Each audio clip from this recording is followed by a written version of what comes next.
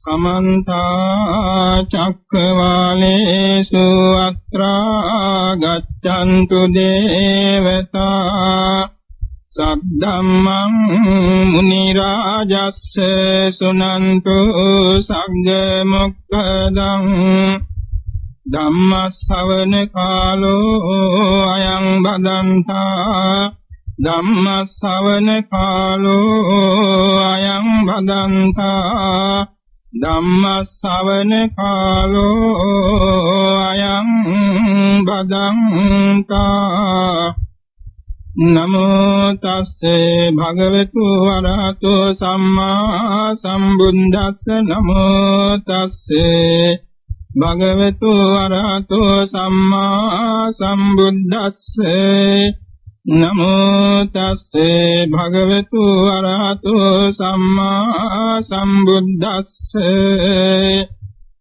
एकोपाद निरोधाच एकालंबन वत्तुका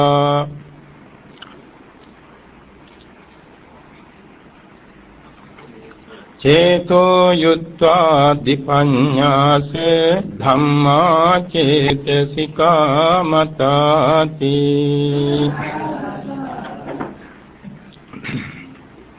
अतिगरु पूजनीय महासंඝරත්නයන් අවසර අභිධර්ම විසරද පින්වත් ජේ.වී. පෙරේරා මැතිතුමා නම් ප්‍රධාන අභිධර්ම සම්මන්ත්‍රණයට පැමිණි සෑම දිනා වෙත ස්වල්ප වේලාවක හැඳින්වීමකින් අනතුරුව අදට නියමිත චෛතසික පාදේ හා සම්බන්ධ කරුණු සාකච්ඡා කිරීමට අපි බලාපොරොත්තු වෙමු.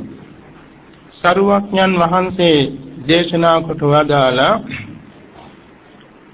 නාථක ධර්ම සූත්‍රයේදී පුනච පරම් භික්ඛවේ භික්ඛු ධම්මකාමෝ හෝති අභිධම්මේ අභිවිනයේ උලාර පාමුජ්ජෝ අයම්පි ධම්මෝ නාථකරණෝ කියා නාථකර ධර්ම සූත්‍රයේ සඳහන් වෙනවා. මේ ශාසනයෙහි භික්ෂු භික්ෂුණී උපාසක උපාසිකා බෞද්ධ පින්නතුන් විසින් තමාට තමා පිහිටක් කර ගැනීම පිණිස අනුගමනය කළ යුතු නාථකර ධර්මයන් අතුරෙන් යම් කිසි කෙනෙක් ධර්මකාමී වෙයි නම් පිය සමුදාහාර වෙයි නම් අභිධර්ම අභිවිනය පිළිබඳ උලාර ප්‍රමෝදයක් ඇති කරගන්නේ වී නම් එයද භික්ෂු භික්ෂුණී උපාසක උපාසිකා යන බෞද්ධයන්ට නාථකර ධර්මයක් පිහිට ආරක්ෂාව සැලසෙන ධර්මයක් කියන එක එහි කෙටි තේරුමයි. මෙහිදී සඳහන් වෙනවා ධම්මකාමෝ කියන වචනයක්. ධම්මකාමෝ ධර්මයේ කියන්නේ කුමක්ද කියන එක පිටකතරේ බොහෝ විවරණ සහිතව දැක්වෙනවා.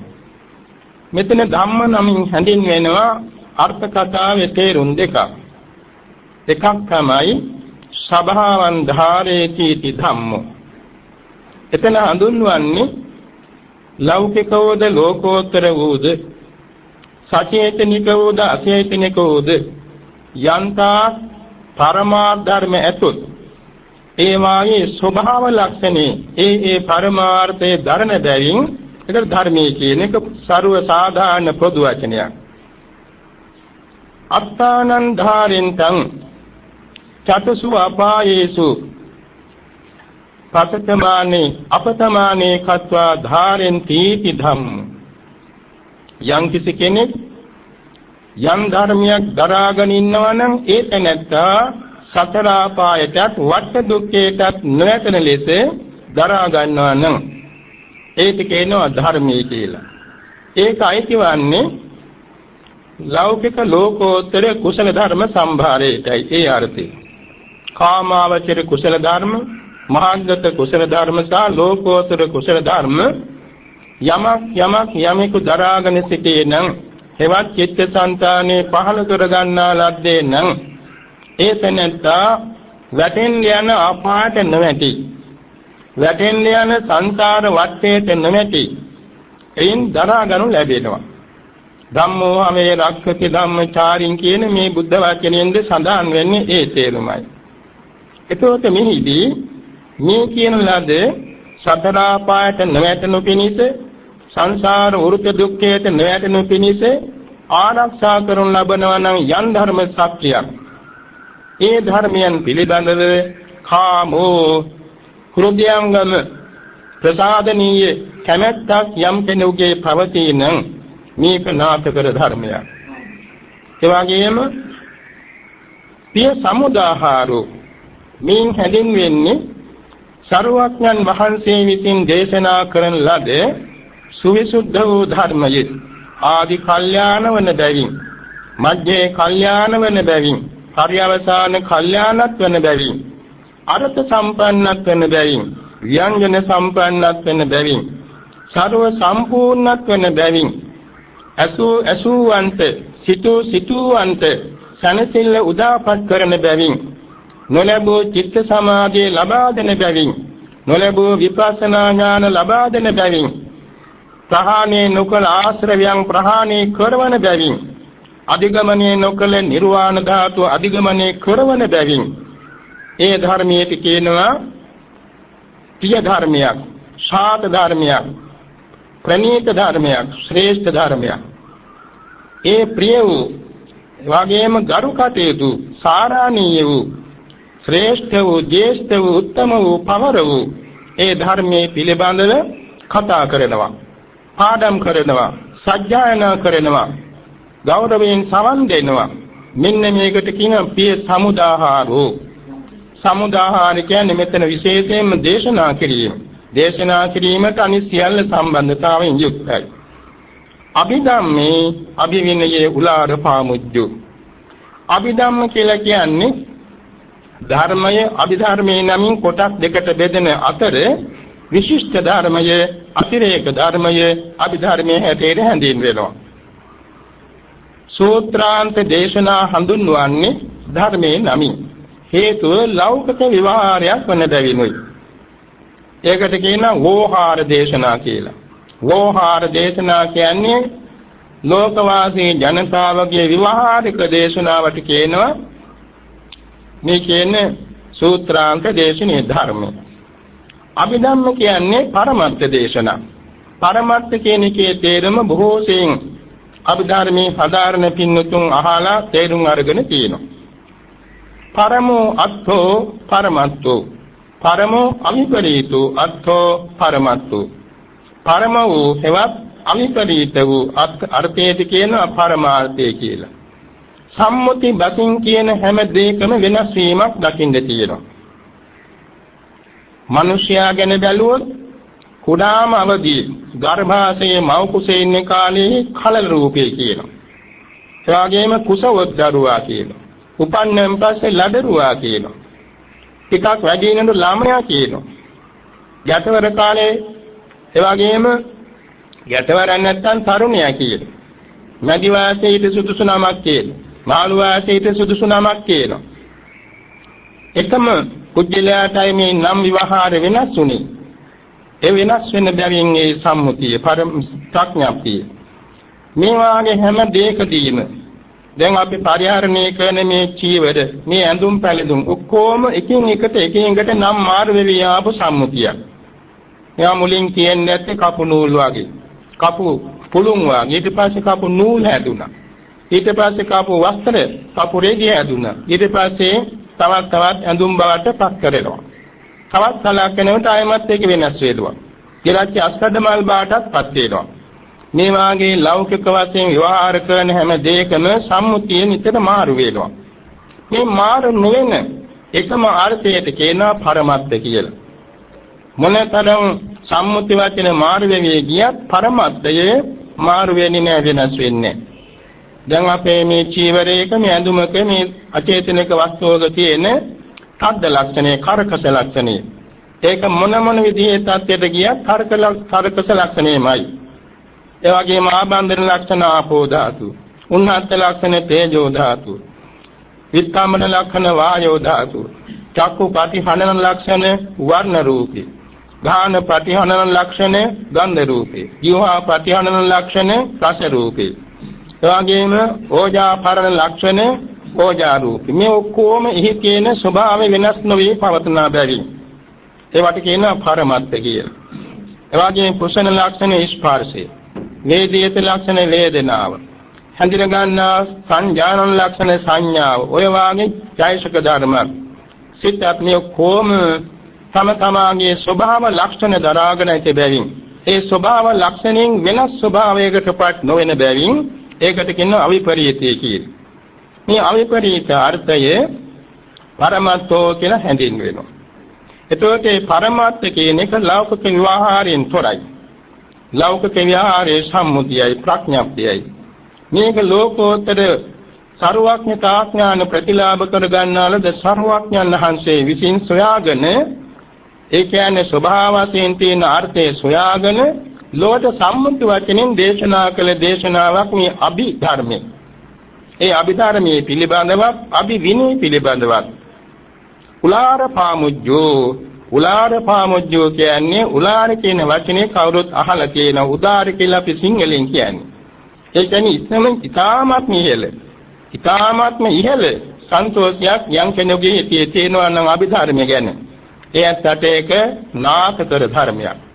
ඒක නිසා මේ අභිධර්මයේ පිළිබඳව ගිහිපෑදී හැම දෙනා විසින්ම උලාර ප්‍රමෝදයක් ඇතුව උද්ග්‍රහණ, ධාරණ, දේශන, වාචන, ලේඛන, චින්තන ආදී වශයෙන් හැම අයුරෙන් මේ ප්‍රගුණ කරගන්නට ඕනේ. ඒ මක් නිසාද? මෙයින් ලැබෙන ප්‍රතිඵලයේ අසීමිතයි. අභිධර්මාර්ථ කතාවේ තියෙනවා මේ ත්‍රිපිටකයේ හඳුන්වන තැන මාතෘකා 9ක්. එයින් අන්තිම මාතෘකාවේ 8 වෙනි මාතෘකාවේ සඳහන් වෙනවා විනය පිටකේ හැදෑරීමෙන් සුපටිපන්න වීමෙන් ත්‍රිවිද්‍යාලාභී වරහත් වෙනවා. සූත්‍රාන්ත පිටකේ හැදෑරීමෙන් එහිලා සුපටිපන්න වීමෙන් සත් අභිඥාලාභී වරහත් වෙනවා. අභිධර්ම පිටකයේ හැදෑරීමෙන් අභිධර්ම පිටකයේ සුපටිපන්න වීමෙන් ත්‍රිවිද්‍යා සත් අභිඥා තතු පරිසම්වේදා සහිතව අරිහත්ත්වයට හේතු වෙනවා කියන එක සඳහන් වෙනවා. එනිසා මේ චතු පරිසම්වේදා දක්වා ශ්‍රාවක බෝධිඥානෙ ලබන්නේ කොට ඒ උසස් ඥාන සම්භාර ලබන්නට මේක හේතු වෙනවා. පින්තුන් අහලා ඇති කාශ්‍යප බුදුසසුනේදී එක ආරණ්‍ය සේනාසනයක සෑමදාම රාත්‍රී කාලයේදී ආරණ්‍ය වාසී ස්වාමින් වහන්සේලා අභිධර්ම පිටකයේ කොටස් වශයෙන් සජ්ජායනා කරමින් පැවතුණා. මේ වනාන්තරයේ ඉන දාර පිඟුරි හැමදාම මේකට සවන් දෙනවා. මේ දාර පිඟුරා මං හිතනවා පෙර ජාතිවල මේ වාගේ ධර්ම කාමීත්වයෙන් හිටියේ කෙනෙක් යම් කිසි අකුසලයකින් දාර පිඟුර වෙලා හිටියා. ඔහුගේ සිතේ පුදුම විදිහේ ප්‍රසාදයක් මේ ධම් හඬ නිසා ඇති වෙනවා. ඔහුට මේ ධර්මයේ අර්ථය වැටහෙන්නේ නැහැ. ඔහුට මේ නිරුක්තිය වැටහෙන්නේ නැහැ. ඔහුට මේ ප්‍රතිභාණය වැටහෙන්නේ නැහැ. නමුත් ඔහු තේරුම් ගත්තා මේ අහන්න ලැබෙන ශබ්දය ඊටාම වටිනා ගෞරවනීය ප්‍රසාදනීය එවාගේම සත්‍ය වූ ශබ්දයක් කියලා ඔහුගේ හිත පැහැදීම ඇති වුණා. එයින් ඔහුගේ සිත ඥාන සම්ප්‍රයුක්ත වුණා. අද කාලේ සමහරු කියනවා අර්ථයෙන් නොදැන බණ කීමෙන් බණ ඇසීමෙන් ඒ සිතේ ඥාන සම්ප්‍රයුක්ත වන්නේ නැහැ කියලා. නමුත් ඥාන සම්ප්‍රයුක්ත වෙන හේතු ක්‍රම 4ක් තියෙනවා. එකක් තමයි ධර්මයේ අරමුණු කරගෙන ඥාන සම්ප්‍රයුක්ත වෙනවා. අනික අර්ථයේ අරමුණු කරගෙන ඥාන සම්ප්‍රයුක්ත වෙනවා. අනික නිරුක්තිය අරමුණු කරගෙන ඥාන සම්ප්‍රයුක්ත වෙනවා. අනික කරුණු තුනම අරමුණු කරගෙන ඥාන සම්ප්‍රයුක්ත වෙනවා. මේ පිමුරාට අර ශබ්දයේ පිළිබඳ ධර්ම සංඥාවෙන් ඥාන සම්ප්‍රයුක්ත කුසාසිතම පහළ වුණා. එයින් ඔහු දෙව්ලොව උපන්නා. බුද්ධාන්තරයක් දෙව්ලොව ඉඳලා අපේ සරුවක්ඥන් වහන්සේ ලෝතුරා බුදු පරිනිර්වාණයෙන් අවුරුදු 150ක් පමණ ගිය තැන පාටලිපුත්‍ර නගරයේ මනුෂ්‍ය ජීවිතයේ උත්පත්තිය ලැබුවා. නම ජනසාන. මේ ජනසාන බොහොම ඥානවන්ත ගැඹුරු ඥානවන්ත කෙනෙක් බැවින් උසස් ශාස්ත්‍ර ඉගෙන ගත්තා. ඒ වගේම දක්ෂ දෛවඥයෙක් වුණා. ඔය අතරේ බින්දුසාර රජුරුවන්ගේ දෙවෙනි පුතා වන ධර්මාශෝක කුමාරයා මව කුස සිටිද්දී මවට දොළ දුකක් උපන්නා. ඉරයි හඳයි පාගාගෙන කරු කැට සහිත අහස් එළියේ ගගනතල එළියේ ගැඩවිල් පණුවන් කණ්ඩෝනේ කියලා. නොයෙක් උගත් බ්‍රාහ්මණවරු පඬිවරු ගෙන්නලා බින්දුසාර රජුරුව මේ ගැන විමසුවා. කිසි කෙනෙකුට බැරි වුණා මේ කාරණේ විසඳන්න. ජනසාන ගෙන්නවා මොහු මේක විසඳුවා. මණ්ඩපයක් හදලා ඉරයි හඳා වෙනුවට ගෝලාකාර වස්තු ටිකක් හදලා පාට කරලා එහිලින් වියන් බැඳලා එහි තරු කැට වාගේ දිලිසෙන දේවල් එල්ලලා ගැඩවැල් පණුවන් වෙනුවට හැදුවා තනි වලලු කියලා කැමට හදන උදු පිටියෙන් හදන කවිල්ලක්. හන්දෑවේ ඉර බෑන වෙලාවේ සුදු අතින් අන්දවලා පරසවලා දේවින් වහන්සේ සීකාවෙන් අඩම්මගෙන ඇවිල්ලා ඉරයි හඳයි දෙක මැද්දේ තියෙන ආසනේ වාඩි කරවලා කිව්වා මෙන්න ඉර එන්න හඳ පාදක තියාගන්න. මෙන්න ගැඩවැල් පණුවන් මෙන්න අහස් එළිය තරු කැට දිලිසෙනවා. ඉතින් දේවිය මේවා පරිභෝග කළා. ඊළඟට මේ ජනසාන අනාගත වාක්‍ය කිව්වා මේ මව්ගේ කුසේ ඉන්න දරුවා මුළු ජම්බුද්දීපේට අග්‍රව දීපත් චක්‍රවර්ති වෙනවා. අහසේ පොළවෙත් මහ මුහුදේ යොදුනක් ගානේ මොහුගේ අනසක පැතිරෙනවා. දෙවියොත් මිනිස්යොත් යක්ෂයොත් භූතයොත් එවාගෙම යවලස්සොත් ගිරවොත් නියොත් තවත් සතුනුත් මේ තැනට සේවය කරන්නම් බාටපත් වෙනවා කියලා අනාගත වාක්‍ය කිව්වා. අවුරුදු 20ක් 25ක් යනකොට ඒ විශ්තය ඔක්කොම ඉෂ්ට වුණා. ඒ අතර මේ ජනසාන ආජීවක පැවිද්දෙන් පැවිදි වී ඈත පළාතක ජීවත් වුණා. අර මෞතුමියකින් ධර්මාශෝක රජුරෝ මේ විස්තර අහගෙන මේ ජනසාන සොයා බැලුවා.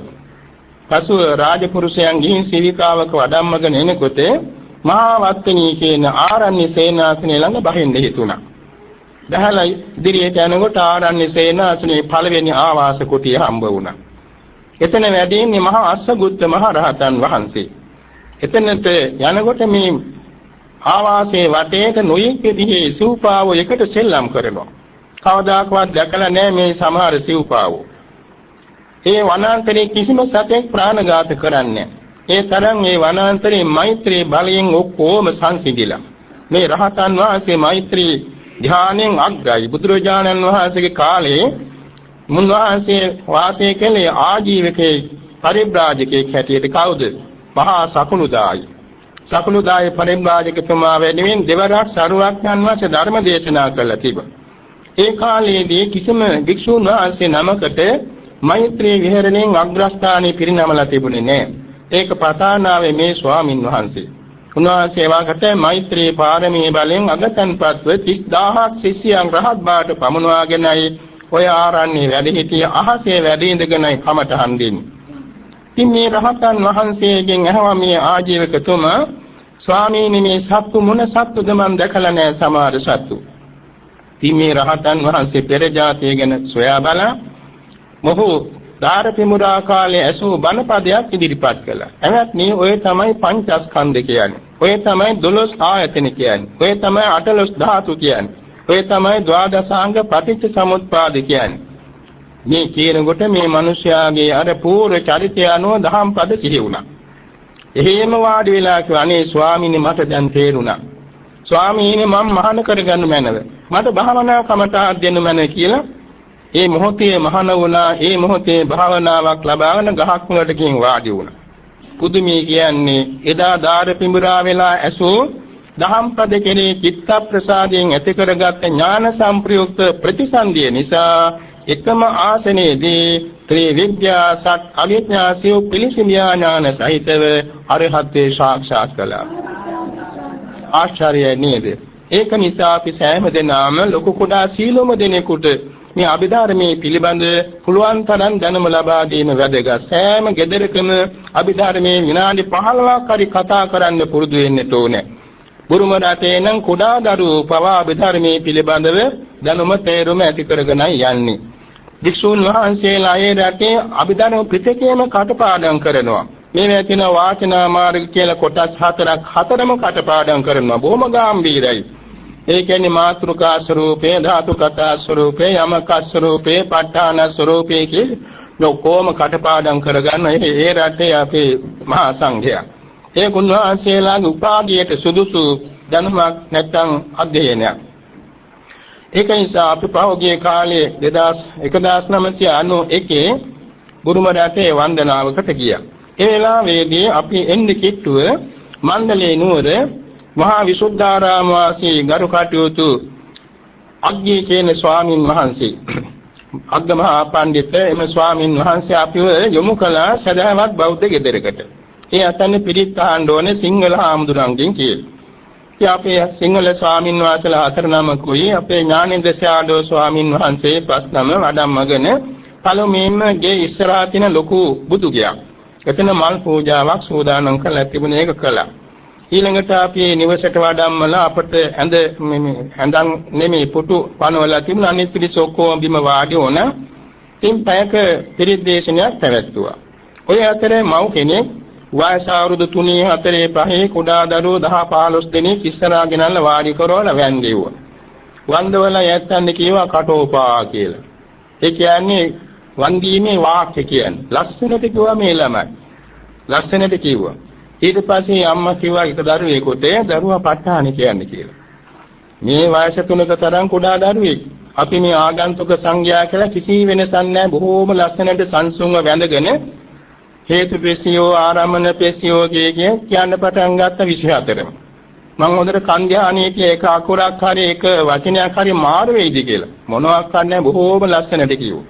ඒ මොකද සෑම ගෙදරකම උදේ පාන්දර කුඩා දරුවොත් එක්ක 4ට අවදි වෙන්නේ.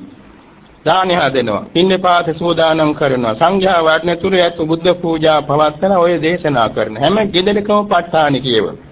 මොනතරම් වාසනාවන්තද. ඒක නිසා අපේ සිංහල රටේ තමයි මේ ත්‍රිපිටකයේ ග්‍රන්ථාරූඪ කෙලේ. සිංහල රටේ තමයි බුද්ධ පරිනිර්වාණයෙන් පසු විශේෂයෙන් බුදු සසුන මහ පොළොව කම්පා වෙමින් පිහිටියේ. සිංහල රටේ තමයි ත්‍රිපිටක ධාරීන් වහන්සේලා බහුලව පහළ වුණේ. ඒක නිසා මේ අභිධර්මයේ පිළිබඳව පුදුමාකාර ගරුත්වයක් ඒ කාලේ තිබුණු බැවින් මට මතක් වුණ එක්තරා රජ කෙනෙක් යුද්ධයට යන්න කිට්ටුව තමන්ගේ බිසවට කියනවා. මම මේ යුද්ධයේදී සමාජ මගේ ජීවිත හානි වුණොත් ඔබතුමිය මහාන වෙන්න ඕනේ. මහාන වෙලා අභිධර්මයේ කටපාඩම් කරගෙන අභිධර්මයෙන් ධර්ම දේශනාවක් කළා මට පින් දෙන්න ඕනේ කියලා. මොනතරම් පුදුමද. රසෝ රජතුමා ඒ යුද්ධයේදී කලුරිය කළා. රජතුමා එක ඇතා පිට හිටියේ අගමැති බේරුණා.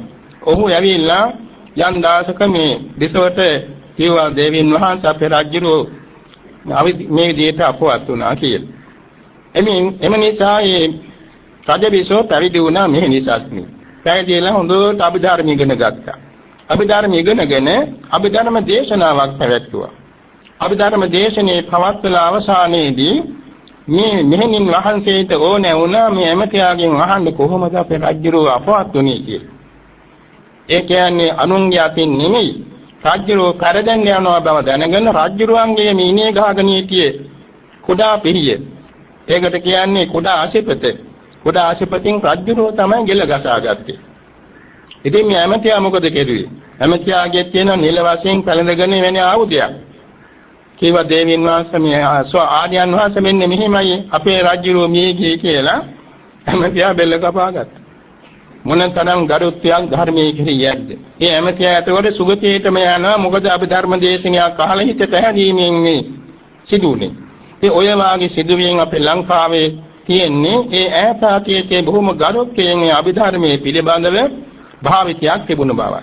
ඒ නිසා දැන් වර්තමාන කාලයේදී අභිධර්මයේ ගැන බොහෝ දිනාගේ නොසලකෙල්ලක් පවත්නා බැවින් මේ ගාම්භීර වූ උත්තරීතර වූ එවාගෙම අතිශයින් ශ්‍රේෂ්ඨ වූ බුද්ධ ධර්මයේ තියෙන සාරවත්ම කොටස වෙන අභිධර්මයේ පිළිබඳව නිවැරදි අවබෝධයක් අපි ලබන්නට ඕනේ. එවාගෙම මේක තවත් බොහෝ දෙනා වෙත බෙදා දෙන්නට ඕනේ. ඒ සඳහා අපි සියලු දෙනාම අදිෂ්ඨාන සබා ගන්න අතර අද මට ආරාධනය තියෙන්නේ චෛතසික සම්බන්ධ කෙටි විවරණයක් කරලා සාකච්ඡා පටන් ගමු කියලා.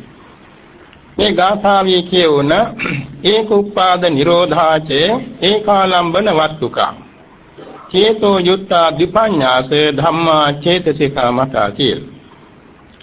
එතකොට චේතෝ යුත්තා සිතේම හට ගන්නා වූ විපඤ්ඤාස ධම්මා ධර්මතා 52ක් ඒක උපාද එකට උපදින බැවින්ද ඒක නිරෝධ එකටම නිරුද්ධ වෙන බැවින්ද ඒක ආරම්මන එකම අරමුණක් ගන්නා බැවින්ද ඒක වස්තුකා එකම වස්තුවක පිහිටන බැවින්ද මේ කාරණා සතරෙන් සතර සම්ප්‍රයුක්ත ලක්ෂණයෙන් යුක්ත වූ චේතෝ යුත්තා සිතෙහි යෙදුනා වූ මේ දෙපනසක් වූ ධර්මයෝ චේතසිකා මතා චෛතසිකයෝ යයි ගන්නා ලද. එතකොට මෙහිදී සඳහන් වෙනවා සිත පිළිබඳව. දැන් අර ඉස්සර ධම්මපදයේ කියන මුල්ම ගාථා දෙකක මනෝ පුබ්බංගමා ධම්මා කියලා හැම චිත්තචෛතසික ධර්මයකට පෙරටුව ගන්නෙ සිත. ඒ සිත මුල් කොටගෙනයි සිත ප්‍රධාන කොටගෙනයි සිතිනුයි මේ චෛතසික කියන ධර්ම සම්භාරය හටගන්නේ. ඒ සිතත් එක්ක එකවර උපදිනවා නම් එකම අරමුණක් ගන්නවා නම් එකම වස්තුවක නම් පිහිටියේ එකවරටම නිරුද්ධ වෙනවා නම් ඒ ලක්ෂණ හතරට කියනවා සතර සම්ප්‍රයෝග ලක්ෂණය කියලා. සතර ආකාරයෙන් මිශ්‍ර වූ ලක්ෂණය. එතකොට මේ සිත පිළිබඳව මිශ්‍ර වීම ක්‍රම රාශියක් තියෙනවා. ඒ කියන්නේ දැන් ලෝකේ පහළ වෙනවා සමාජයට මහා දාමරික සොරු. මේ දාමරික සොරුන්ටත් එකතු වෙන්නේ එවැනි සොරු කණ්ඩායම්. එවැනි කණ්ඩායම් එකතු වෙනවා. ඒ වාගේ සිතේ අකුසල පැත්තට යොමු වීමේදී ඒ අකුසල සිතට එකතු වෙන්නේ අකුසල චෛතසික ධර්ම. ඒවා කණ්ඩායම් වශයෙන් සම්බන්ධ වෙන එක එක සිතට. ලෝභ මූල අකුසල සිතේ පළමුවෙනි සිත ගැන බැලුවොත් එතන කණ්ඩායම් ඉන්නවා 19 දෙනෙක්. ඊළඟට එහෙම සසංකාරී සිත ගැන බැලුවොත් එතන ඉන්නවා 21 දෙනෙක්. ඒ වගේම තවත් හිතක ඉන්නවා 19 දෙනෙක්. අයමත් සසංකාරිකයේ තියෙනවා 21 දෙනෙක්. ඊළඟට තව තැනක තියෙනවා 18 දෙනෙකුගේ සමාගමක්. තවත් තැනක 20ක සමාගමක්. මේ වාගේ අකුසල සිත්වල 19 21 18 20 ඔය විදිහට කණ්ඩායම් හැදිලා මේ අකුසල් කරන්න හිත එක්ක සම්බන්ධ වෙනවා. එතකොට සහභාගී වෙන සම්ප්‍රයුක්ත වෙන චෛතසික ධර්ම ඒ සිතත් එක්කම එකට උපදින්නේ එක වස්තුවක. සිතත් එක්ක එකම අරමුණක් ගන්නෙ. සිතත් එක්කම එකවර භංගයට නැතිවීමට පත්වන්නේ. එතකොට මේ නිසාම මේකට කියන චේතසේ නියුත්තා චේතසිකා සිතේ නියුක්ත වූ චෛතසිකයෝයි. එතකොට යම් කිසි හොර දෙටුවෙක් නම් ඒ හොර දෙටුවාට අනුවර්තනය වෙනවා ඒ කණ්ඩායම අනුගාමිකයෝ. හොර දෙටුවාගේ නියමයේ තමයි ඒ අනුගාමිකයන් අනුගමනය කරන්නේ. ඒ වගේ තමයි අකුසලයට ප්‍රධාන වශයෙන් හිත පෙරට වෙනකොට ඒත මේ චෛතසික ධර්ම අනුවර්තනය වෙමින් ඒ සිතේ ශක්තිය ධෛර්යමත් කරමින් ඒ තමන්ගේ අකුසල කර්මයේ සම්පූර්ණ කරනවා. කුසල පැත්තේ ඒ වාගේ කුසල පැත්තේ කියනකොට දැන් අපේ ආගමික බෞද්ධ සංගම් තියෙනවා. සීල සමාදාන සංගම් තියෙනවා, දාන සංවිධාන සංගම් තියෙනවා. ඒ වගේම ධර්ම සම්මන්ත්‍රණ සංගම් තියෙනවා. තවත් ඉතින් කුසල ධර්මයන් සම්බන්ධව ආගමික කටයුතු සඳහා මේ ඇති වෙනවා සමිති සමාගම්. අර බුද්ධ කාලේ ඉඳලා තියෙනවා ධම්මික සමාගම කියලා 500ක්. ඔය 500 ශාඛා 500ක් තිබුණා. එක එක්කෙනාට එක ශාඛාවක 500 බැගින් පිරිස හිටියා. ඔක්කොම එකම සමාගමක එකම විදිහේ ආගමික කටයුතු නෙදෙන කණ්ඩායම් 500ක් 501ක්. ඒතර මෙන්න මේ වාගේ තමයි කුසල ක්‍රියාවන් සඳහා යෙදෙන සිටෙහි ඊට සම්බන්ධ වෙන කණ්ඩායම් ඉන්නවා. ඔය කුසල පැත්තේ වගේම ක්‍රියාසිටවලත් විපාක සිත්වලත් ඒ தත්ත්වයට සම්බන්ධ වෙන චෛතසික කණ්ඩායම් තියෙනවා. අර අකුසල පැත්තට සම්බන්ධ වෙන කණ්ඩායමේ පිරිස අඩුයි. කුසල පැත්තේ ඊට වඩා ඉහළයි. වැඩිම චෛතසික සම්භාරයක් එකතු වෙන්නේ ලෝකෝත්තර ප්‍රථම ධ්‍යාන සම්ප්‍රයුක්ත සිතේ. එතන තියෙනවා සිතත් එක්ක චෛතසික ධර්ම 36ක් බැගින්. ඔය දෙක 36, 35, 34, 33 ඔය දෙයට එකතු වෙනවා. ඊළඟට මහාගත සිත් වලින් ප්‍රථම ධ්‍යාන සම්ප්‍රයුක්ත කියන්නේ රූපාචර කුසල සිත, විපාක සිත, ක්‍රියා සිත් වල ඒ විදිහටම 36 35 34 ආදි වශයෙන් බෙදී එනවා. කාමාචර කුසල් සිත්වල එකවර යෙදෙන්නේ නම් අර විරති අප්‍රමාඤ්ඤා පහ වරින් වර යෙදෙන සුළු බැවින් එකවර 34ක් 33ක් ඒ වගේ යෙදෙන්න පුළුවන්. සංග්‍රහයෙන් වශයෙන් නම් 38ක් යෙදෙනවා. මේ විදිහට සලකා බැලීමේ අඩුම අඩු ඡායසික සංග්‍රහයක් තියෙන්නේ දෙපස් විඥාන සිද්ධායට පමණයි. ඒ කියන්නේ අඩුම කණ්ඩායමක් ඡායසික ධර්ම 7ක එකතුවක්. ඒතකොට මේදී වචනාර්ථ වශයෙන් හඳුන්වන්නේ චිත්ති චින්තායන් කියලා කියන ධාතු ප්‍රකෘතියක්. චින්තනයේ චිත්ති ධාතුව. ඔය චිත්ති ධාතුවෙන් පරම ප්‍රත්‍යක් ඇදලා තමයි චිත්තං කියන මේ පදෙත් හැදෙන්නේ. ඒ චිත්තං කියන මේ ධර්මයේට සම්බන්ධතාවක් ඇති. එනම් එකට උපදින, එක වස්තුවක උපදින, එක අරමුණක් ගන්න, එකම වෙලාවේ නැස්මී බිඳී යන සුළු ලක්ෂණ හතරෙන් යුක්ත වූ යම්කිසි ධර්මතාවක් සිතේ යෙදෙනවා නම් ඒකට කියනවා චේතසේ නියුත්තං චේතසිකං කියලා. සිතේ කියනවනම් නම් රාශියක් එකක් තමයි චේත කියලා. චේත, මනෝ, චිත්ත, මානසං ඔය වගේ නම් රාශියක් තියෙනවා. එයින් චේත සංඛ්‍යාත සිතෙහි නියුක්ත වූ චේතසික කියන නමින් හැඳින්වෙනවා. මේක නිසා ඡායසික කියලා කියන්නේ අමුතුවෙන් වෙනම ක්‍රියාකාරී ධර්මයක් නොවේ සිතත් එක්ක එකට එකමුතු වෙලා එක වැඩක් කරන පිරිසක්. ඒ විදිහේ සලකා ගන්නට ඕනේ ඒකේ තියෙන විභාග රාශියක්. පළමුවෙන් කියනවා සාරෝචිත්ත සාධාරණමින් 7 දෙනි. කුසල අකුසල විපාක ක්‍රියාවට පැතිරී සුදුසු පරිද්දෙන් විහිදී පවත්නා බැවින් ප්‍රකීර්ණකම නමින් තියෙනවා 6ක්. අකුසල සිත්වල පමණක්ම උපදින බැවින් එවැනි සිත් ඡායසික ධර්ම 14ක් තියෙනවා. සෝබන සිත් 59යි. අනිවාර්යෙන් එකටම යෙදෙන ඡායසික ධර්ම 13 මේ 19ක් තියෙනවා. ඒ වගේම අප්පමඤ්ඤානමින් සිත් 28ක පමණක් යෙදෙන ධර්මතා දෙකක් තියෙනවා. ඒ වගේම විරති නමින් සිත් 16ක පමණක් යෙදෙන ඡායසික ධර්ම 3ක් තියෙනවා.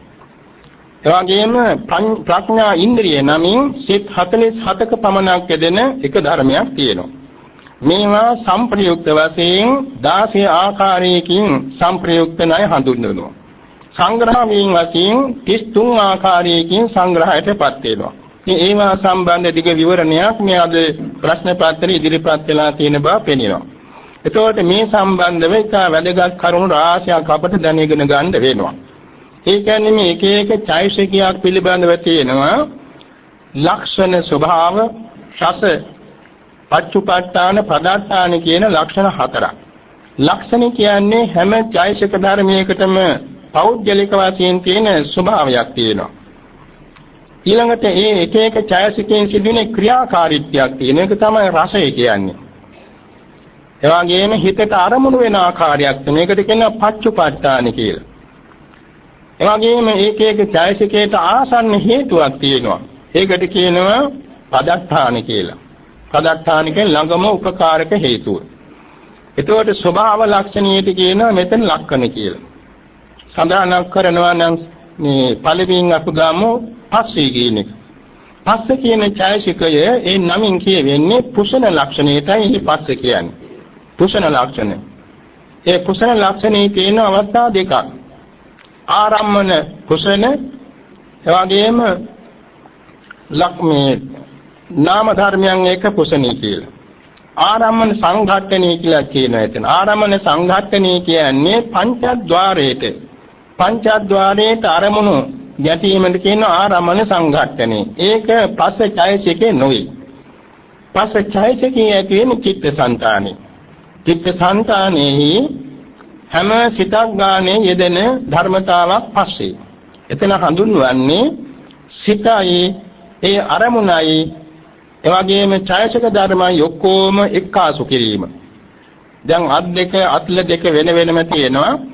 අත්පොඩි ගන්න කෙනෙක් අත් දෙක එකතු කරනවා. ඒ අත් දෙක එකතු කිරීමෙන් අත් දෙකේ ස්පර්ශයක් ඇති වෙනවා. ඒ වාගේ තමයි අර ලක් වෙන අරමුණයි චිත්තචෛතසික ධර්මයි එකට සම්බන්ධ කරන එකට පුෂණය කරන ස්පර්ශය කරන ධර්ම ස්වභාවයට කියනවා පුෂණ ලක්ෂණය කියලා. ඒක පස්සේ. එවැගේම එහි ක්‍රියාකාරීත්වයේ ආරම්මන සංඝට්ඨන රසු ඒ තමන් ගන්න යම් අරමුණක් තියෙනවා ඒ දොරටුවට අනුරූපව ලැබුණු අරමුණ ඒ අරමුණ එක්ක චිත්තචෛතසික ධර්මයන් එකතු කරනවා ඒකයි සංඝට්ඨනය කියන්නේ මෙතන මේ ගන්ඨාරි ගහන්න වගේ එකක් නෙමෙයි එවැගේම සන්නිපාත පච්චුපට්ඨානෝ මේක වැටෙන්නේ කොහොමද යම්කිසි ආරම්මණයයි චිත්තචෛතසික ධර්මයේ එකතු වීමක ආකාරයයි සන්නිපාත එක්වීමේ ආකාරයෙන් වැටහෙනවා එවැගේම ආපාතගත විශේෂ පදට්ඨානෝ ඒ අරමුණක් යම්කිසි දෙයක් ඉදිරිපත් වීම නිසානේ මේ ස්පර්ශය ඇති වුනේ නිසා ඒ අරමුණ ආපාතගත වීම හමු වීම ඉන්ද්‍රියක හමු වීම තමයි මේකට ප්‍රධානම ආසන්නම හේතුව කාරණේ මෙන්න මේ එක එක චෛතසිකයක් ගානේ 52ටම තියෙනවා ලක්ෂණ ස්වභාව ලක්ෂණ කාස කියන්නේ ක්‍රියාකාරීත්වය පච්චුපට්ඨාන කියන්නේ තමන් හිතට අරමුණු වෙන ආකාරය පදට්ඨාන කියන්නේ ප්‍රධාන ආසන්න හේතුව මේ ඔක්කොම අපි ඉගෙන ගන්නට ඕන විපස්සනා වැඩන කෙනෙකුට දැන ගැනීම සඳහා විපස්සනා වඩන්නේ කොහොමද දැනගෙන තියෙන්නට ඕන එවැගේම මෙහිදී අපේ චිත්තසංතානයේ පහළ වෙන සිත් පේළිය පිළිබඳව සියල්ල දැනගෙන ඒ එක එක සිතකට මේ ඡායසික ධර්මයන් යෙදෙන හැටි අපි අරමුණු කරලා තේරුම් අරගෙන තියෙන්නට ඕනේ.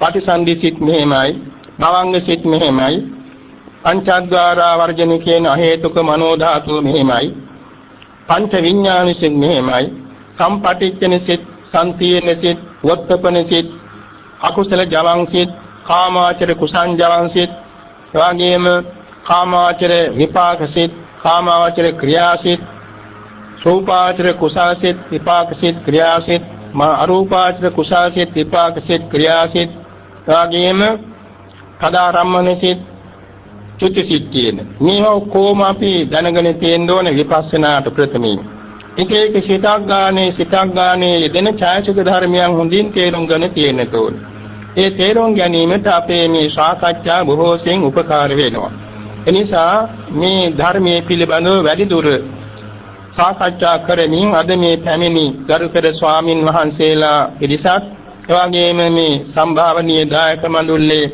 ධර්මකාමී සෑම දෙනාමත් එක්කාසු වෙලා ඊටාම සාවධානව සාමග්‍රී පිහිටාගෙන ඕනෝන් අතර මේ සම්බන්ධ අදහස් හුවමාරු කර ගැනීමට පුළුවන් වෙන හැටියෙන් මේ ධර්ම සාකච්ඡා පවත්වනු ලැබේවා එමඟින් අපේ චිත්තසංතාන තුළ සම්මාදිට්ඨි මුල් කොට ඇති ආර්ය අෂ්ටාංගික මාර්ගයේ අංග වැඩේවා බෝධිපාක්ෂික ධර්ම 37 වැඩේවා පාරමී 10 වැඩේවා එමඟින් අපේ සංතානෙහි ඉන්ද්‍රිය ධර්ම බල ධර්ම බොජ්ජංග මග්ගංග ධර්ම විෂද වෙලා අපට තව තවත් ධර්මාඥානෙ භාවනා ඥාන ප්‍රතිපත්ති ඥාන දියුණු කරගෙන ප්‍රාර්ථනා කරන අධිගමයකින් ආර්ය සත්‍ය අවබෝධයෙන් සිද්ධ වෙන අජරාමර ශාන්ත අමා මහ නිවන් සුව සාක්ෂාත් වේවා කියලා අපි ප්‍රාර්ථනා කරමු. අපේ පූජනීය කුසල ඥාන ස්වාමීන් වහන්සේගේ දේශනාව බොහොම ප්‍රසාදනීයයි එකක් පැහැදිලි වෙන්නට තියෙනවා. ඒ කියන්නේ දැන් අර චක්කු සම්පස්සේ කියනකොට එහි පස්සේ හදේ වස්තුව හට ගන්නවා කියන එකේ බෙදලා කියන්න ඕන තැනක් තිබුණා. ඒ කියන්නේ දැන් ඇසට වර්ණ රූපයක් සම්මුඛ වෙනකොට පළමුවෙන්ම භවංග චලන භවංගුපච්ඡේද ඒවා භවංග සිත්.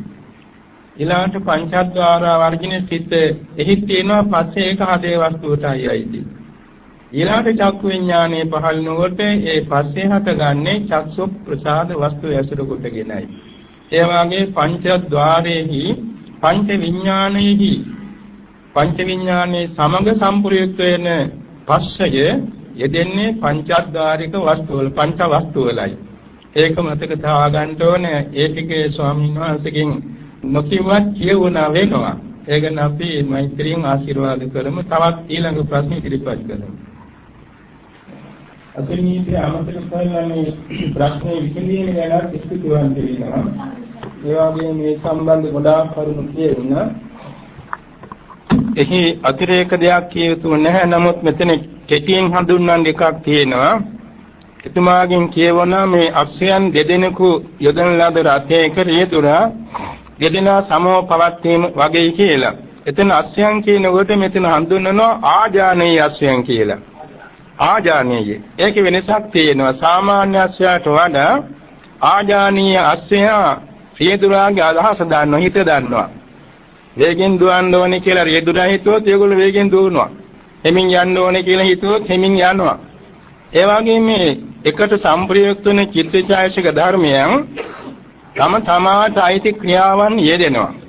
ඒ යෙදෙන හැටි බලානින් එක තමයි සතර මධ්‍යස්ථුපේක්ඛා කියලා හඳුන්වනවා නම් ලේසියෙන් කියන්න පුළුවන්. ඒක තවත් කියනවා සමවාහිත ලක්ෂණය කියලා. සමවාහිත කියන්නේ මේ සමව බර උසුලනවා මේ චිත්තචෛතසික ධර්මයන්. ඒ තම තමාට නියමිත ක්‍රියාවන් යෙදෙමින් සමව පවතිනවා. ඒ පවතින බව බලාගෙන ඉන්නේ කවුද? සතර මධ්‍යස්ථුපේක්ඛාව. එවාගෙම පක්ෂපාතෝපච්ඡේදන රසා කියලා කියන ක්‍රියාවක්. එක පැත්තකටවත් මෙහා බර නැහැ. එක පැත්තකටවත් බර නැහැ. එක චිත්තචෛතසික ධර්මයකට බර නැහැ. හැම දිනාටම සාධාරණව මෙහා බලාන සිටිනවා. ක්‍රියාකාරී වෙන්නේ නැහැටි. එවාගෙම ඌනාධික නිවාරණ රසා. ඒ චිත්තචෛතසික ධර්මයන්ගේ උස්පහත් බව බලක් කරනවා. උස්පහත් බව බලක් කන්නේ මෙයාගේ බලා සිටීම නිසායි. දැන් අපි හිතමු ලොකු ආගමික වැඩක යෙදලා ඉන්නකොට නායකතුමා බලාන ඉන්න අනිත් ඇත්තන් දිහා. ඒ ඇත්තට තම තමාට නියමිත වැඩ හරියටම කරනවා. ඒ වාගේ.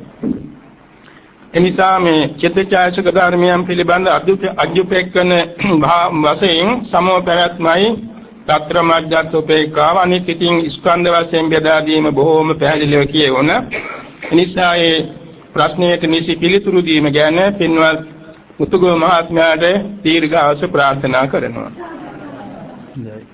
මහා සංඝරත්නයන් අවසරේ ධර්මකාමී සත්පුරුෂ මණ්ඩලයේ වෙත ඉදිරිපත් වූ මේ ප්‍රශ්න දෙකෙහි කෙටි තේරුම මෙහිමයි. උපේක්ඛා වේදනාව ගැන දැන් ඉතාම හොඳින් පැහැදිලි. එන්නත් අපේ පෙරේරා මැතිතුමත් එන්නත් මුතුගම මහත්මයාත් දෙන්නගෙම වේදනාව ගැන සෑහෙන විවරණයක් කෙරුණා. ඒ වේදනා ස්කන්ධයට අයිති. වේදනා ස්කන්ධ වශයෙන් ආයතන වශයෙන් ධර්මායතන ධාතු වශයෙන් ධර්ම ධාතු මේවාට අයිති. බ්‍රහ්ම විහාර නමින් හැඳින්වෙන්නේ මෙත්තා කරුණා මුදිතා තුන වැඩූ කෙනෙකු විසින් ප්‍රතිලාභ කරගන්නා ලද ධර්මතාවක් තමයි බ්‍රහ්ම විහාර උපේක්ෂාව. බ්‍රහ්ම විහාර උපේක්ෂාව වශයෙන් ක්‍රියාකාරීත්වයට පත් වෙන මුලින් සඳහන් කළේ తත්‍ර මධ්‍යස්ථතා උපේක්ෂාවයි. ඒක වේදනා උපේක්ෂාව නොවේ. වෙනස තියෙන්නේ මෙත්තා කරුණා මුදිතා තුන වැඩිීමේදී එහිලා සම්ප්‍රයුක්ත වෙන්නේ සෝමනස්ස වේදනාවමයි. ඒ උපේක්ෂා වේදනාවක් යෙදෙන්නේ හැබැයි ධ්‍යාන බාට යන ඉස්සර යෙදෙන්න පුළුවන්. ධ්‍යාන බවට ගියා නම් මෙත්තා කරුණා මුදිතා තුනේදී සම්ප්‍රයුක්ත වෙන වේදනාව සෝමනස්ස වේදනාව. බ්‍රහ්ම විහාර උපේක්ෂාව නමින් මෙතන හැඳින්වෙන්නේ తත්‍ර මධ්‍යස්ථතා කියන ගුණයයි. එතන අරමුණු වෙන්නේ අර වේදනාව කරන අරමුණ වින්දන අරමුණ නෙවෙයි. මොකද්ද වේදනාව මේ බ්‍රහ්ම විහාර උපේක්ඛාව අරමුණු කරන්නේ සත්ත්ව පුජ්‍යලයන් පිළිබඳ අරමුණක්. සත්ත්ව ප්‍රඥාප්තියක්. එතන කියන්නේ මජ්ජත් පුද්ගල ආරම්මන කියලා. ඒ කියන්නේ සැපවත් වූද දුක්පත් වූද එවාගෙම නොයෙක් තරාතිරමේ දුක් විඳින්නවද සැප විඳින්නවද හැම සත්‍යයන් කෙරෙහිම කම්මසකතාව සිහිපත් කිරීමෙන් ලබන අවස්ථාවක් තමයි උපේක්ඛා බ්‍රහ්ම විහරණය. එය වේදනාවක් නොවේ. හැබැයි එතෙන්දී විශේෂයෙන් එකතු වෙනවා වේදනා උපේක්ඛා වේදනාව සම්ප්‍රයුක්ත වෙනවා ආය ධ්‍යාන හිතේ. හේතුව එම මධ්‍යස්ථතාව අරමුණු කොටගෙන සමාධිගත වෙන්නේ චතුර්ථ ධ්‍යානයයි. චතුස්ක ක්‍රමයෙන් චතුර්ථ ධ්‍යානෙ, පංචක ක්‍රමයෙන් පංචම ධ්‍යානෙ. එනිසා එතන සම්ප්‍රයුක්ත වෙන්නේ සෝමනස් වේදනාව නොවේ උපේක්ෂා වේදනාව. ඊළඟට ධානාංගයක් වන්නේ කොහොමද කියලා තියෙනවා. උපේක්ෂා වේදනාව ධානාංගයක් කියන්නේ කොහොමද කියලා. එතන කියන්න ඕන උපේක්ෂා වේදනාවම. හේතුව පළවෙනි ධානයේහි සෝමනස් සහගත වේදනාව තියෙනවා. ප්‍රථම ධානය. දෙවෙනි ධානයේ සෝමනස්ස වේදනාව තියෙනවා. තුන්වෙනි ධානයේ සෝමනස්ස වේදනාව තියෙනවා. ඒ තුන්වෙනි ධානය ලබාගත් යෝගාවචරයා ඒ වසීබා භාවයට පත් කරගත්තෙන් පස්සේ කැමැති දාකේ පරිහරණය කළ සෑහුණාට පස්සේ එහි තියෙන්නේ දැන් පංචක ණය ක්‍රමයට අනුව ප්‍රීති සුඛ ඒකාග්‍රතාව කියන එකයි තෘතිය ධානයේ තියෙන්නේ. චතුස්ක ක්‍රමයෙන් වශයෙන් ගත්තොත් සුඛ ඒකාග්‍රතාව තමයි තුන්වෙනි ධානයේ තියෙන්නේ. ඒ සුඛ ඒකාග්‍රතාව කියන ධානාංගයේ තියෙන තැනදී යෝගාවචරයට වැටෙනවා මේ සුඛ වේදනාව ඕලාරිකයි. සුඛ වේදනාව ඕලාරික වන්නේ ප්‍රීතියට ආසන්නයි. එතන ප්‍රීතිය සංප්‍රයුක්ත නැහැ. නිෂ්ප්‍රීතික සුඛයක් තියෙන්නේ. නමුත් යෝගාවචරයට තේනවා ප්‍රීතියට සමාන්තර සමීපයක් තියෙනවා. එපමණක් නෙමේ රාගයට ආසන්නයි. මේ සෝමනස් වේදනාව රාගයට ආසන්නයි. ඒක එහි තියෙන ඖදාරිකත්වයයි ආදීනවයයි කියලා උපේක්ඛා ඒකාග්‍රතා ධානාංග සාන්තය ප්‍රණීතයි කියලා මෙනෙහි කරලා ඒ සඳහා අර තමන්ගේ ප්‍රතිභාග නිමිත්ත ආරම්භණය කරනවා. උපේක්ඛා ඒකාග්‍රතා සහිත චතුර්ථ ධානය අර්පණාගත වේවා කියලා. පංචක ණයෙන් නම් ඉතින් පංචමි ධානයේට. එතෙන්දී සෝමනස්ස වේදනාව වෙනුවට උපේක්ඛා වේදනාව සහගතව ඒකාග්‍රතාව අර්පණාගත වෙනවා. ඒ චතුර්ථ ධාන අර්පණාවයි. එතකොට එහිදී ධානාංගයක් වශයෙන් උපේක්ඛාව යෙදෙන්නේ මේ උපේක්ඛා වේදනාවයි. තව තැනක් තියෙනවා ඔතන චතුර්ථ ධාන සංප්‍රයුක්ත උපේක්ඛාවට තා නමක් තියෙන අර්ථ කතාවල පාරිශුද්ධ උපේක්ඛා කියලා. පාරිශුද්ධ උපේක්ඛා කිව්වේ සුඛ දුක්ඛ සෝමනස දෝමනස කියන හතරෙන්ම තොර පිරිසුදු බැවින් ලැබුණු උපේක්ෂාවට කියනවා පාරිශුද්ධ උපේක්ඛා කියලා. එතන අර උපචාර ධානයෙන් තමයි හතරම ඉක්මවා ගියේ. ඊළඟට තව තියෙනවා ධාන උපේක්ෂාව කියලා. දැන් ධාන උපේක්ෂා වෙනයි පාරිශුද්ධ උපේක්ෂා වෙනයි. ඒ දෙකත් අපි තෝරා ගන්නට ඕනේ. ධාන උපේක්ෂාව කියන්නේ ධාන චතුස්ක ක්‍රමයෙන් ගන්නකොට තුන්වෙනි ධානය. තුන්වෙනි ධානයේදී දැන් කවුරුත් ධාන ගැන බොහෝසෙන් දන්නවා ධාන චිත්ත වීතියන් දන්නවානේ බොහෝ දෙනා. පළවෙනි ධානයේහි විතර්ක විචාර ප්‍රීති සුඛ ඒකාග්‍රතාව සහිතයි. දෙවෙනි ධානයේදී විතර්ක විචාර දෙක ඉක්මවලා ප්‍රීති සුඛ ඒකාග්‍රතාව සහිත අංග ලැබෙනවා. අංග තුනක්. තුන්වෙනි ධානයේන කොට ප්‍රීති ඉක්මවනවා. ප්‍රීති ඉක්මවීම නිසා නිෂ්ප්‍රීතක සැපයෙන් යුක්ත සුඛ ඒකාග්‍රතා ධානාංග දෙක තුන්වෙනි ධානයේ ලැබෙන මේ චතුස්ක ක්‍රමයට. පංචක ක්‍රමයට නම් ඒක ලැබෙන්නේ හතරවෙනි ධානයේ හැටියටයි. එතකොට තුන්වෙනි ධානයේහි ප්‍රීතියත් ඉක්මවලා සෝමනස්ස නිෂ්ප්‍රීතක සෝමනස්ස වේදනාව ඇතත් ඉහිලා හිතේ ඇති වෙනවා ඔද්ද වැඩෙන්නේ නැති ස්වභාවයක්. ඔය ප්‍රීතියේ තියෙනකොට එතන තියෙන ඔද වැඩිම කියලා එකක්. ඉලිප්පී යාමක්. නැත්නම් උඩ පැනීමක්. එවැනි තත්ත්වයක් ඇති වෙන්නේ ප්‍රීතිය නැති නිසා. එතකොට එතන තියෙන්නේ උපේක්ඛා වේදනාව නෙමෙයි. එතන තියෙන්නේ තත්තර මධ්‍යස්ථතා උපේක්ෂාවයි. ඒකට කියන්නේ ධානෝපේක්ෂාව කියලා. උපේක්ෂා 10ක් උගන්වනවානේ. එයි මෙතන ධානෝපේක්ෂාව ලැබෙන්නේ තුන්වෙනි ධානයේ චතුස්ක ක්‍රමයේට. පංචක ක්‍රමයේට හතරවෙනි ධානයේදී. සෝමනස්ස වේදනාව සහගත සංප්‍රයුක්තයි. නමුත් එතෙන්දී අර ප්‍රීතිය නැති නිසා ඒ සෝමනස්ස වේදනාවෙට ඇලෙන්නේ නැති උපේක්ෂාවක් ඇති වෙනවා. ඒ තත්තර මධ්‍යස්ථතා උපේක්ෂාවයි. ඊළඟ පාරමිතාවක් වන ආකාරය. පාරමිතාවක් කියලා මෙතන හඳුන්වන්නේ නිවනට ගමන් කරන ධර්ම මාර්ගයක්. ඒ නිවන සාක්ෂාත් කර ගැනීම සඳහා යන ගමන් මාර්ගයේ අංගයක් තමයි උපේක්ඛා පාරමිතාව. එතන උපේක්ඛා පාරමිතා බොහෝ සෙයින් උපේක්ෂා වේදනාවට අයිති වේදවා. මහා බෝසතාණන් වහන්සේ උපේක්ඛා පරමන්ත පාරමිතා පිරු ආත්භාවයක් තියෙන මහා ලෝමහංස ජාතිය අහලා ඇති. මහා ලෝමහංස ජාතකයේදී බෝසතාණන් වහන්සේ වනාන්තරයට වෙලා දුෂ්කර ක්‍රියාවක් කරනවා. සොහොන් පිටණියේ වාසය කරනවා.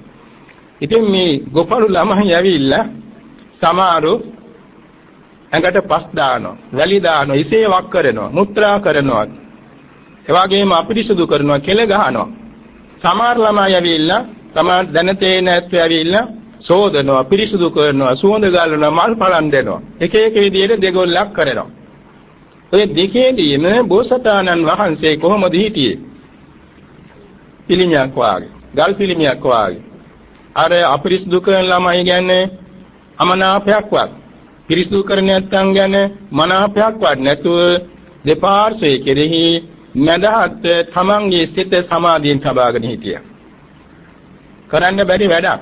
ඒ විදිහේ සුඛ දුක්ඛ කියන මේ අවස්ථා දෙකේදීම, එවාගෙම නිന്ദා අපහාස කියන දෙකේදීම, එවාගෙම ලාභ අලාභ කියන දෙකේදීම, එවාගෙම ඔය අටලෝහ දහමේ දෙපැත්තෙම කිසිම සෙලවීමක් නැතුව ඉන්න පුළුවන්කම මෙතන උපේක්ඛා පාරමිතා හැටියට හැඳින්වෙනවා.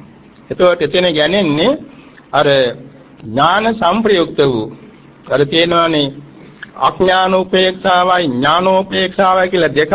මෙතන ඥානෝපේක්ෂාව හැටියට හඳුන්වනවා. ඒතොර ඥානෝපේක්ෂාවට ප්‍රධාන වශයෙන් සහභාගී වෙන්නේ උපේක්ඛා වේදනාවමයි. ඒ කියන්නේ ඇලීමක් ගැටීමක් ඇති නොවි නුවන්සේ තමන්ගේ හිත සමාධියෙන් පවත්වාගෙන තියෙනවා. එන්නේ නික නිසා එතන පාරමිතාවක් වශයෙන් උපේක්ඛා වේදනාව අනිවාර්යයෙන්ම සම්බන්ධ වෙනවා. හැබැයි එතන ඥාන සංප්‍රයුක්ත වෙන බැවින් ඥානෝපේක්ෂාව කියලාත් ඒක හඳුන්වනවා. බොජ්ජංගයක් වෙන ආකාරය හඳුන්වන්න කියනවා. බොජ්ජංගයේ කියන තැන බොජ්ජංග සතෙන් හත් වෙනි එක උපේක්ඛා සම්බොජ්ජංගයයි. බොජ්ජංග කියන වචනාර්ථ කවුරුත් අහලා ඇති. බෝධියා, බෝධිස්සවා, අංගාති බොජ්ජංගා කියලා කෙටියෙන් හඳුන්වනවා. බෝධියා, බෝධිස්සවා. බෝධියා කියන්නේ මෙතන අර මාර්ග ඥාන. බෝධිස්ස කියන්නේ සරුවඥන් වහන්සේ හෝ වෙන ආර්යයන් වහන්සේලා. එතකොට ආර්යයන් වහන්සේලාට ආර්ය සත්‍ය අවබෝධ කර ගැනීම මේ සම්බන්ධ බුද්ධත්වයට උපකාර වන අංගේ බොජ්ජංග. ඒ වගේම ආර්යයන් වහන්සේලා විසින් අවබෝධ කරන ලබන ප්‍රතිලාභ කරගනු ලැබෙන මාර්ගඥාන නැමැති බෝධියට අංග වශයෙන් පිළින බැවින් බොජ්ජංග. ඒවා ගරු කටයුතු, ඒ වගේම ප්‍රසාදනීය ප්‍රශස්ත වූ බැවින් සංබොජ්ජංග කියලා හඳුන්වනවා. සං කියන උපසර්ගයෙන් මේක අලංකාර කළා. එතකොට එහිදී ඒ බොජ්ජංග නමින් මෙතන හැඳින්වෙන්නේ වේදනාව නොවේ.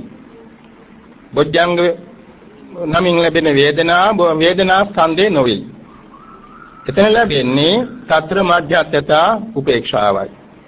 එහි හඳුන්වන්නේ දැන් බොජ්ජංග භාවනා ගැන විස්තර විවරණ කරන අර්ථ කතාල පහදා තිබෙන්නේ යම්කිසි යෝගාවචරයන් වහන්සේ නම තමන්ගේ සංස්කාර වස්තුවක් ගැන හරි කුජලයේ ගැන හරි ප්‍රියමනාපයන් ගැන ඇලීමක් නැතුව ආශය කිරීම.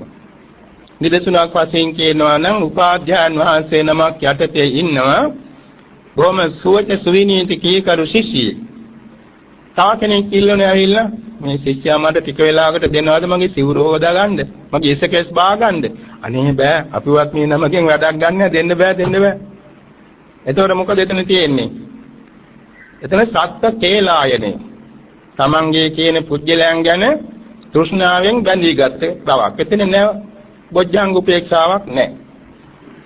ඇතන් කිප්ටේ කියනවා මම මේ ස්වාමින් වහන්සේ මගේ ඉසකෙස් බාගන්න ඔය දැලිපිහේ දෙනවද? මේ පටියේ මැද ගන්න ඔය පටියේ දෙනවද? නැත්නම් ඔය භාජනය මට දෙනවා. බෑ මේක මංවත් බොහෝ පරිස්සමට ප්‍රයෝජන ගන්න මේක අනුන්ට දෙන එකක් නෙමෙයි. ඉතින් එතන කියන්නේ සංස්කාරය කියලා එන්නේ.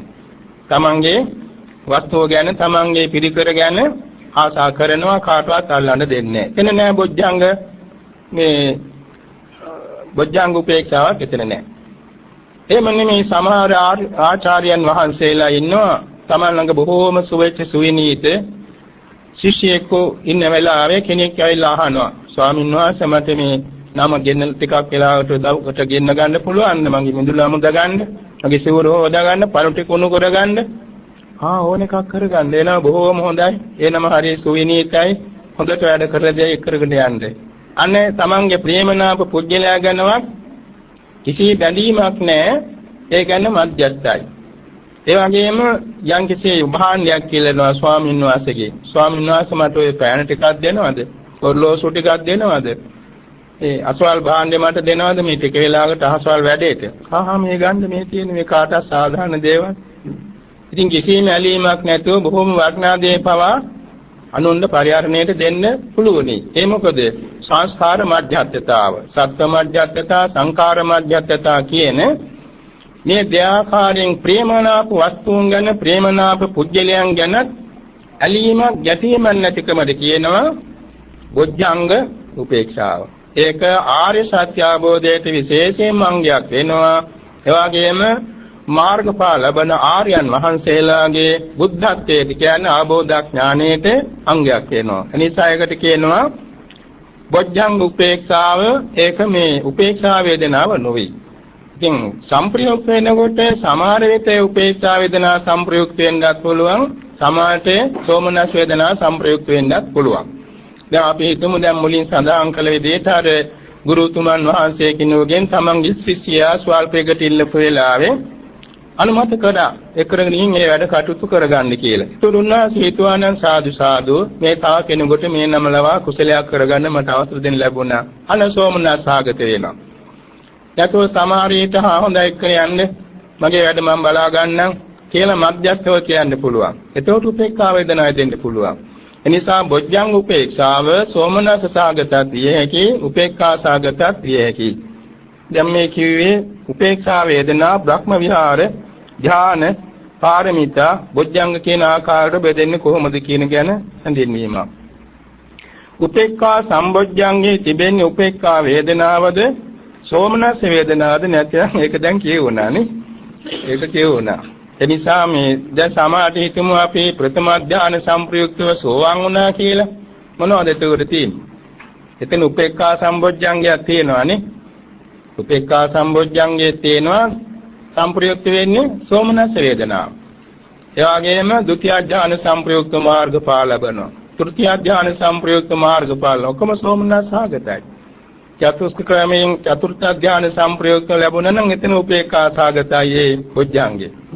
ඒ වගේම පංචක ක්‍රමයෙන් පස්වෙනි ධ්‍යාන සංප්‍රයුක්තව මාර්ගඵල ලැබුණාට එතනක් තියෙන බොජ්ජංග තියෙන උපේක්ඛා බොජ්ජංග තියෙනවා. නමුත් උපේක්ඛා සාගතයි. ඒ නිසා මේක වේදනාව නොවේයි.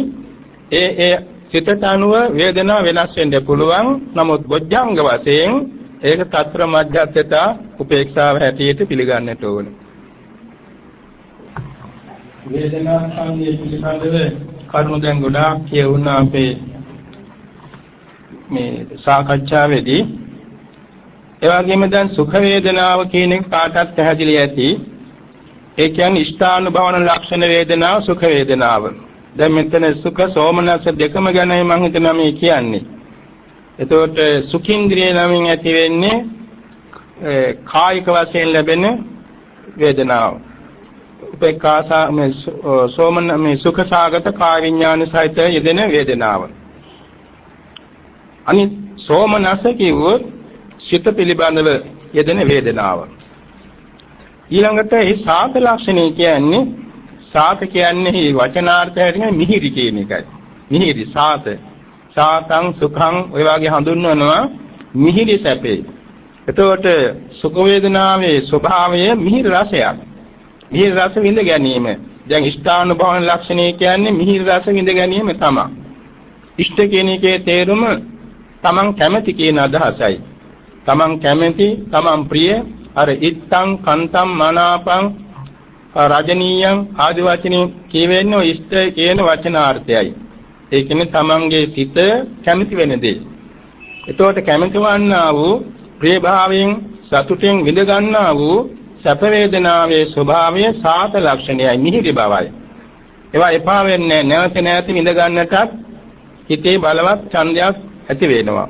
අර දුක්ඛේ සුඛං පත්තයති සුඛේ භීයෝ පිච්චති කියේ නිසයි. දුකටපත් වූ තැනැත්තා එවැනි දුකක් නැති සැපපත් වෙනවා තෘෂ්ණාවෙන්. සැපයෙන් සාත ලක්ෂණ ඇති සැපයෙන් වින්දනය කරන තැනැත්තා මතු මතේ එවැනි සාත ලක්ෂණ ඇති සැපය ප්‍රාර්ථනා කරන තෘෂ්ණාවෙන්. ඒක නිසා ඒක ඊට වඩා ගැඹුරු විවරණයක් කරන්න අවශ්‍ය තැනක් නෙමෙයි. මම හිතන ඒකේ ධාතු ප්‍රകൃතිය සොයාගත්තා නම් අපිට තවත් කරුණු පැහැදිලි වෙවි. කෙටියෙන් කියන්න තියෙන්නේ දැන් සෝමනස්ස වේදනාව සූත්‍ර පිටකේ හඳුන්වනකොට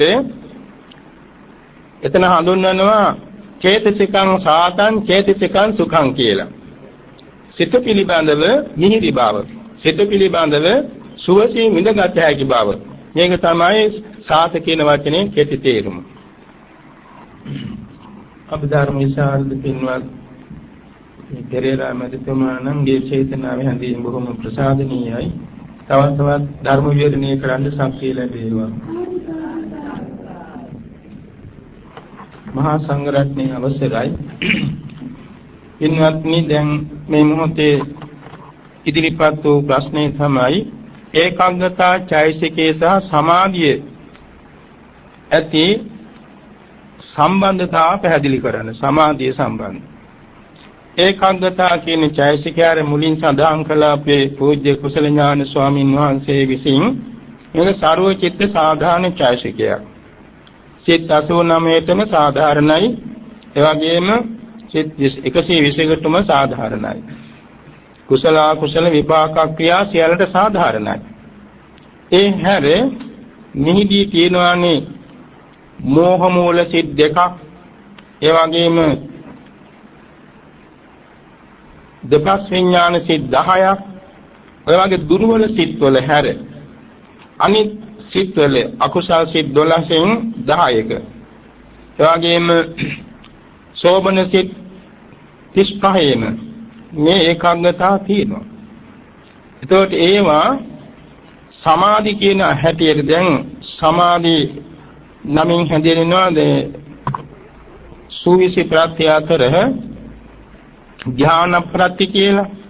ඒ ධ්‍යාන ප්‍රත්‍ය කියන තැන අකුසල සිත් වලත් ඒක තියෙනවා. ධ්‍යාන ප්‍රත්‍ය. එතන තියෙන්නේ අකුසල ධර්මයන් අකුසල කිරීමට ගන්න අරමුණු කෙරෙහි දැඩිව සිත යෙදීම. ඒක මේ සම්මා සමාධි සංඛ්‍යාට වැටෙන්නේ නැහැ. නමුත් සෝබන සිත් 35යි. කාමාවචර සෝබන සිත් 24යි. මාර්ගගත ලෝකෝත්තර සිත් තියෙනවනේ තව ඔක්කොම එකතු වුණාම ඒ සිත් වල ලැබෙනවා මේ ඒකාග්‍රතාව. එමේ ඒකාග්‍රතාව සම්මා සමාධි හැටියට හැඳින්වෙනවා. සම්මා සමාධි. එයින් කාමාවචර සිත් වල යෙදෙන සම්මා සමාධිය සර්ව දුර්වලයි. හේතුව කාමාවචර බැරි. මහාංගත ලෝකෝත්තර සිත්වල තියෙන සමාධිය ප්‍රබලයි. ඒවා බොහෝ සෙයින් නීවරණයන්ගෙන් දුරින්ම දුරු වූ බැරි. එයින් මහාංගත සිත්වල ඒකාග්‍රතාවටත් වඩා ලෝකෝත්තර සිත්වල ඒකාග්‍රතාව ඊටත් වඩා ප්‍රබලයි. තොටෙහි ඒ ඒකාග්‍රතාවයේ ලක්ෂණ හැටියට හඳුන්වන්නේ අවිස්වාර ලක්ෂණේ. ඒක තමයි අවික්ෂේපය කියලා කියන්නේ. අවිසාර කියන්නේ විසිරෙන්නේ නැති බව. විසාර කියන්නේ විසිරෙන ස්වභාවය, අවිසාර කියන්නේ විසිරෙන්නේ නැහැ. ඒ විසිරෙන්නේ නැහැ කියන්නේ එහි තියෙන ඒකාග්‍රතා ස්වභාවයයි. ඒකං අග්ගං යස්ස යස්සාති ඒකග්ගං කියලා එතන අර්ථ විග්‍රහ කරන්නේ එකම කෙලවරක් තියෙනවා. මොකක්ද මේ කෙලවර? උත්පාද කෙලවර. අග්ග කිවේතන උත්පාදක කෙලවර. එතන උත්පාදක කෙලවර කොහෙද මේ පිහිටන්නේ? එකම අරමුණක. අපි සිතා බලමු ආස්වාස ප්‍රස්වාස අරමුණෙහි සමාධිය වඩන යෝගාවචරයේ උගේ සිට. ඒ ආස්වාස ප්‍රස්වාස අරමුණෙන් ලැබෙන ප්‍රතිභාග නිමිත්ත කියන අරමුණෙහි පවතිනවා. දැන් වෙනත් අවස්ථාවල කාමාවචර ජවන්සිට පේලි ගමන් කරන්නේ මනෝද්වාරික වශයෙන් නම් බොහෝ සෙයින් චිත්තවාර 10ක් නැත්නම් චිත්තවාර 8ක් ඊළ භවංගපතිත වෙනවා. අයමත් වෙන චිත්ත වීතියක් පහළ වෙන්නේ. එතකොට හැම වෙලාවෙම අර අරමුණ ගන්නෙ නෑ, ආය වෙනස් වෙන්න ඉඩ තියෙනවා. නමුත් මේ ධ්‍යාන කියන අවස්ථාවල ධ්‍යාන සිතේ තියෙන ඒකාග්‍රතාව අර ප්‍රතිභාග නිමිත්ත අරමුණේම භවංගපතිත නොවි තමා කැමති වේලාවක් පවත්වනවා. ඔය සමාපatti කියන්නේත් ඒකනේ. එතකොට ධ්‍යාන කියන අවස්ථාවේදී ඒ ධ්‍යාන සමාධියේ ඒකාග්‍රතාව එකම අරමුණක් තුළ ජවණයෙන් ජවණයට පැය ගණන් වරු ගණන් උනත් ගමන් කරනවා. එතකොට එහි අතරක භවංග ප්‍රතිත වීමක් නොමැත. ඒක නිසා එතන තියෙන සමාධිය සම්මා සමාධිය හැටියට හඳුන්වනවා. නීවරණාදී උපක්ලේශයන්ගෙන් තොර බැවින්. ඒ හැර දැන් මේ අකුසල සිත්වල තියෙන සමාධියත් ඒකාග්‍රතාව ඒ අකුසල අරමුණ කෙරෙහි තන්පත් බවක් ඇතත් ඒකට හඳුන්වන්නේ මිච්ඡා සමාධි කියලා. එතන ඒකාග්‍රතාව මිච්ඡා සමාධි. ලෝභ මූල සිත් 8ේම සිත්යේ ඒකාග්‍රතාව තියෙන මිච්ඡා සමාධි. දෝෂ මූල දෙකේමත් තියෙන එක මිච්ඡා සමාධි. මෝහ මූල සිත් දෙකේ තියෙන ඒකත් මිච්ඡා තිටි කියලා එක හඳුන්වන්නේ. චිත්තස්ස තිටි සංතිති කියන ඔය වචන වලින් තමයි ඒක හඳුන්වන්නේ. සමාධි කියලා එක කියන්නේ උද්දච්ච විචිකිච්ඡා දෙකේම. ඊළඟට අහේසක සිත් ਸਰව දුර්වලයි. දෙපස් විඥාන සිත්වලත් ඔය ඒකාග්‍රතාව තිබුණාට යා චිත්තස්ස තිටි ඔච්චරමයි එතන හඳුන්වන්නේ. සිතේ ඒ අරමුණේ පැවැත්ම.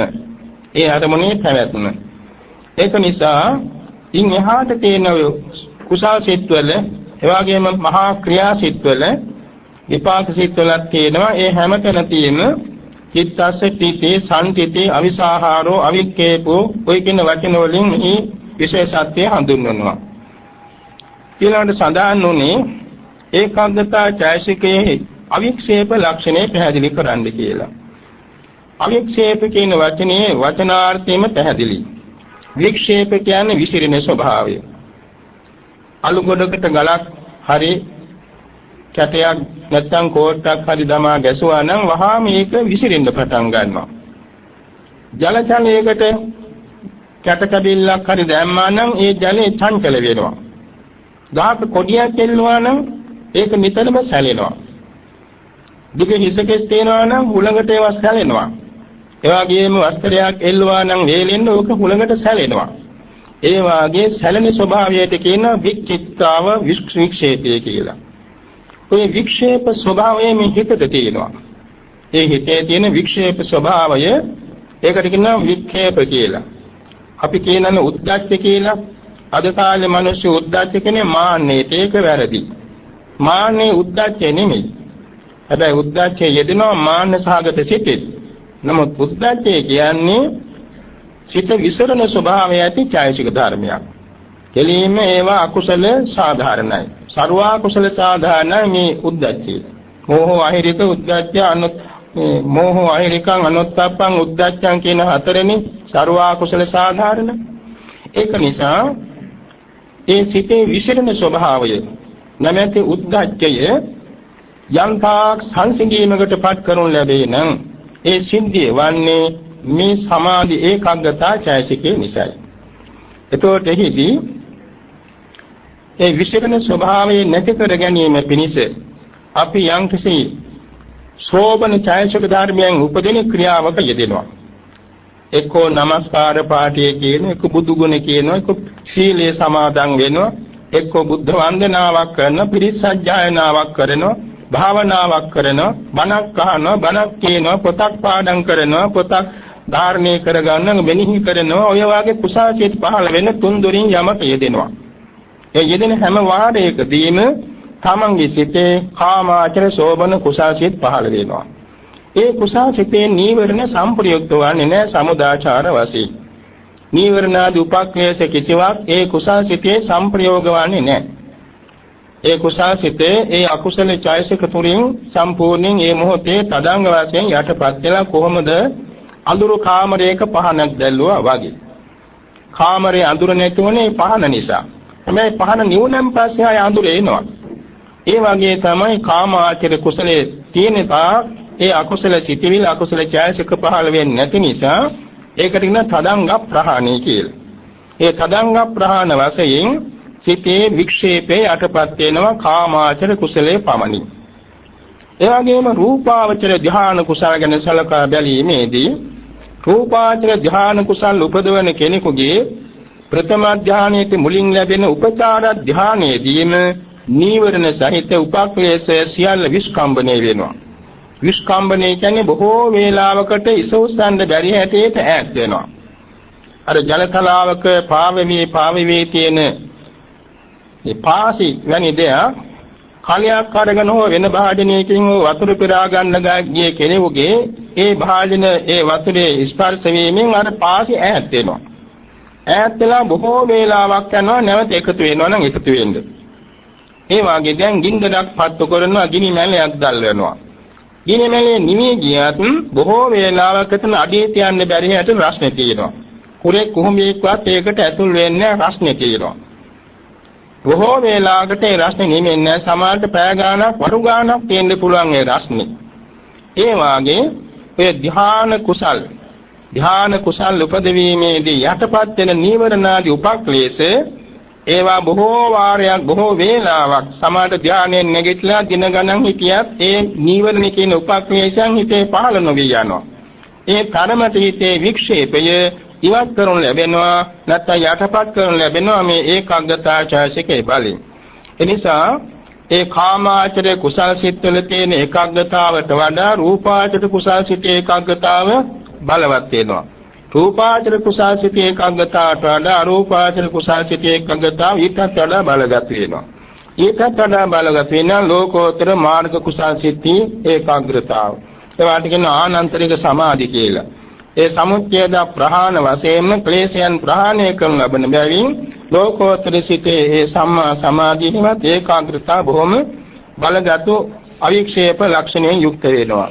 එනිසා මෙතන අවික්ෂේප ලක්ෂණය කියන්නේ ඒ විසිරෙන ස්වභාවය යටපත් කිරීමෙන් ඒ කාර්මුණක සිට පැවැත්ීමේ ස්වභාවයට කියන අවික්ෂේප ලක්ෂණය කියලා.